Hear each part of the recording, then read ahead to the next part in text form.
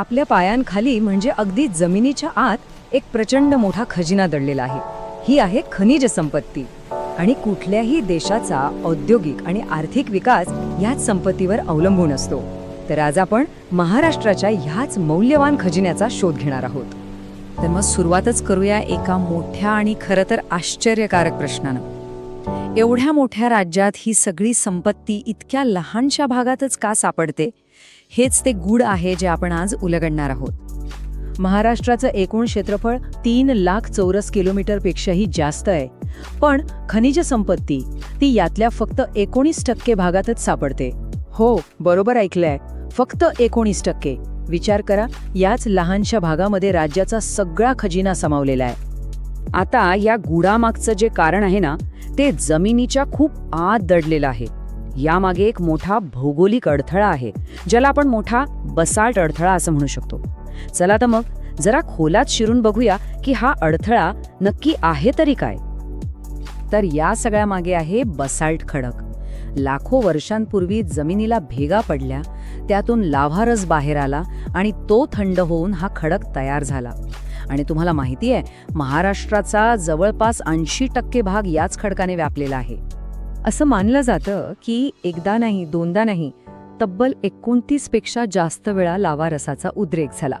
या लावारसाचे थर एकावर एक साचत गेले आणि त्यातूनच आपलं दख्खनचं पठार तयार झालं. कल्पना करा, 29 वेळा. आणि गंमत म्हणजे जी खरीखुरी खनिज संपत्ती होती ना, ती ज्या प्राचीन खडकांमध्ये होती, ते खडक या बसाल्टच्या हजारो फूट जाड थराखाली अक्षरशः गाडले गेले. आणि अडचण ही आहे की या बसाल्ट खडकात स्वतःमध्ये फारशी खनिजं नसतात. त्यामुळे होतं काय की आजच्या टेक्नॉलॉजीने सुद्धा त्या मौल्यवान थरापर्यंत पोहोचून खनिजं काढणं जवळजवळ अशक्य आहे. तर मग ही खनिजं सापडतात कुठे? बरोबर, जिथे हा लावारस पोहोचला नाही, म्हणजे पूर्व विदर्भ, कोकण आणि दक्षिण महाराष्ट्राच्या काही भागांमध्ये.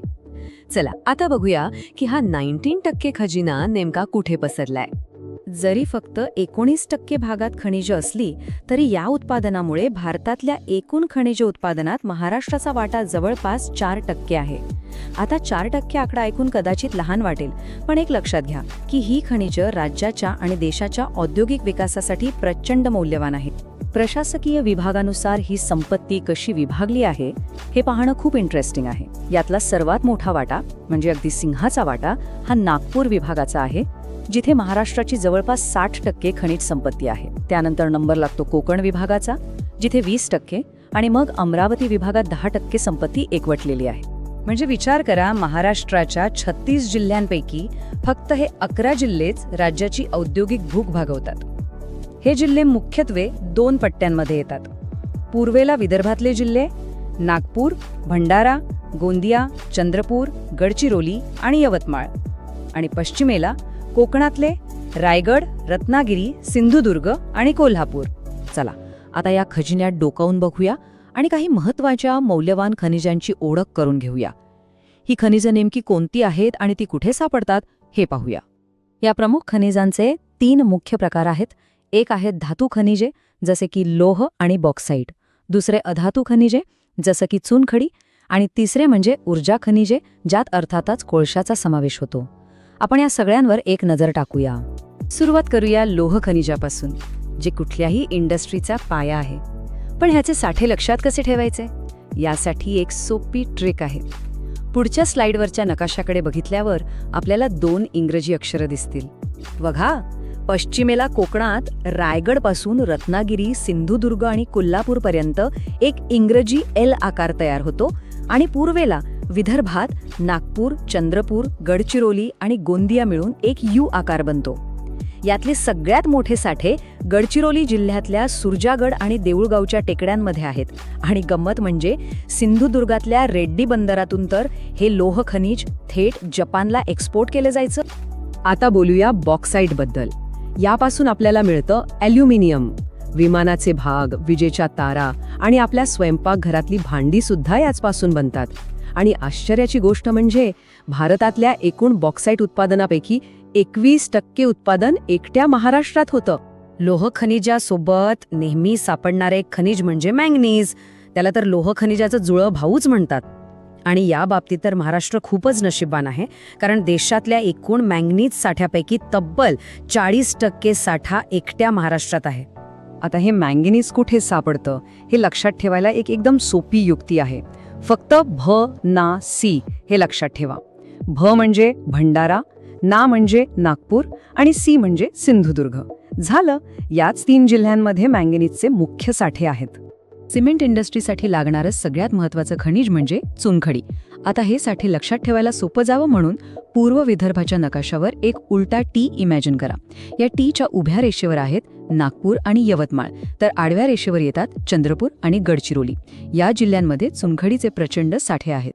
आता बोलूया ऊर्जा देणाऱ्या कोळशाबद्दल. कोळशाची क्वालिटी त्यातल्या कार्बनच्या प्रमाणावरून ठरते.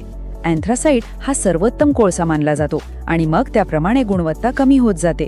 महत्त्वाचं म्हणजे भारतातल्या एकूण कोळसा साठ्यापैकी 4% साठा महाराष्ट्रात आहे आणि तो मुख्यत्वे करून वर्धा वैनगंगा नदीच्या खोऱ्यात सापडतो. पण थांबा, खजिना इथेच संपत नाही. काही लहान पण अत्यंत महत्त्वाची खनिजे सुद्धा आहेत.